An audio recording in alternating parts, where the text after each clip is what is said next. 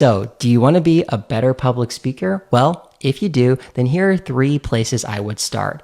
Number one is practicing telling stories because stories keep us hooked. So, I like to play the random objects game where I'm literally picking up a random object and I'm trying to tell a made up, engaging story about it. It helps you think on your feet. For example, with this red pen, let me tell you about the one item that helped me become a better public speaker.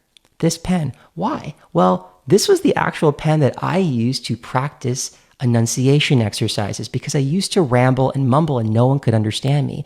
But whenever I look at this pen, I think, yes, it might have picked up some germs, but the more I practice speaking like this, the more I'm forced to enunciate. And now when I speak, I'm much more clear than I used to be. The second helpful skill when it comes to public speaking is to slow down. Get practice speaking at a slower pace. Our tendency sometimes is to speak too fast, especially when we're excited or when we're trying to rush through something to get to the next point. But if you can embrace the silence and if you can practice speaking more slowly than usual, now you've got pace. So you can accelerate when you want people to be attentive. And maybe you can accelerate to show your passion, and you can slow down when you want a certain point to sink in. The third thing that I would practice when it comes to public speaking is get practice speaking in front of the camera. Why is that? Because it's not about you presenting to the camera. It's actually about you analyzing yourself afterwards.